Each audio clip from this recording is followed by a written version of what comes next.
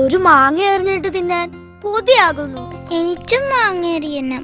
കല്ലെടുത്ത് പൊക്കാൻ പറ്റാത്തവനാ മാങ്ങേറിയാൻ പോണേ. ഓ, മാങ്ങയൊക്കെ എറിഞ്ഞു മടുത്തു. അതിലൊന്നും ഒരു രസവും ഇല്ല. നമുക്ക് കുറെ കൂടി വലിയ വല്ലതും നോക്കിയാലോ? എന്നാ പിന്നെ ചക്ക എറിഞ്ഞിടാ. അത് കൊള്ളാം. ചേട്ടത്തിയുടെ പ്ലാവിലെ ഒരു ചക്ക പഴുത്തു നിൽപ്പുണ്ട്.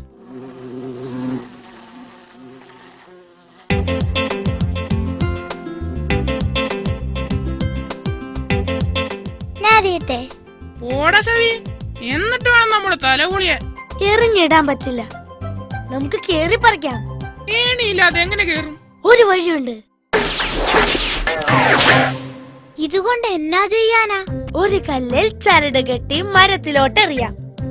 അതിന്റെ ഒരറ്റം ഇതിൽ കെട്ടുന്നു. ഇതിനകത്തിരിക്കുന്നയാളെ കയറിന്റെ മറ്റേ അറ്റം വലിച്ച് പതുക്കെ പതുക്കെ മുകളിലേക്ക് പൊക്കുന്നു. ചക്ക താഴേക്ക്.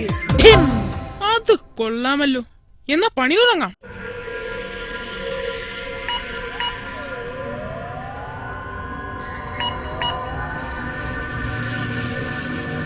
ഇതാ നമ്മുടെ ബഹിരാകാശ പേടകം ചക്കയെ ലക്ഷ്യമാക്കി കുതിക്കാൻ ഒരുങ്ങിയിരിക്കുകയാണ്.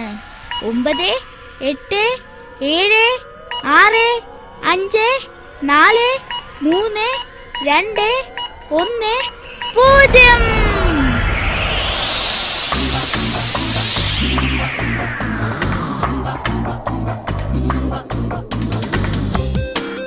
നമ്മുടെ ധീരനായ കോസ്മോനോട്ട് ബോബൻ ഗഗാറിൻ പേടകത്തിന്റെ കയറുകളിൽ അള്ളിപ്പിടിച്ച് ധീരനായിരിക്കുകയാണ്. ഇപ്പോൾ അദ്ദേഹത്തിന്റെ ഹൃദയമിടിപ്പ് മിനിറ്റിൽ 92.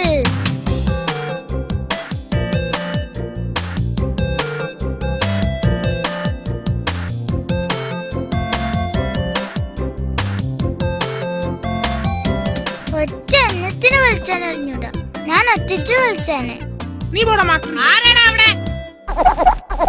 കാലാവസ്ഥയിൽ ഉണ്ടാകാനിടയുള്ള ചില മാറ്റങ്ങളെ കുറിച്ചുള്ള മുന്നറിയിപ്പ്. ഉടനെ തന്നെ ഇടിയോട് കൂടിയ കാറ്റ് ഉണ്ടാകാനും ഉണ്ടാകാതിരിക്കാനും സാധ്യതയുണ്ട്. ബഹിരാകാശ സഞ്ചാരി കരുതിയിരിക്കുക.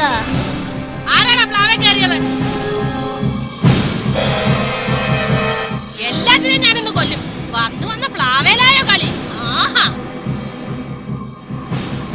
പെട്ടെന്നുണ്ടായ പ്രകൃതിക്ഷോഭത്തിൽപ്പെട്ട് പേടകം ആടിയുലയുകയാണ്. ഗഗനചാരിയുടെ ഇപ്പോഴത്തെ നാടിയിടിപ്പ് മിനിറ്റിൽ 150. അയ്യോ, ഓടിക്കോ ഓടിക്കോ. ആരും പോകരുത്.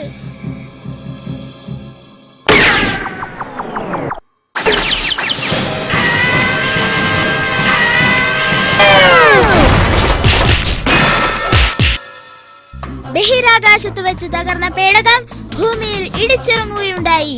ബഹിരാകാശ സഞ്ചാരി ഇപ്പോൾ ആശുപത്രിയെ ലക്ഷ്യമാക്കി പാഞ്ഞുപോയിക്കൊണ്ടിരിക്കുകയാണ്.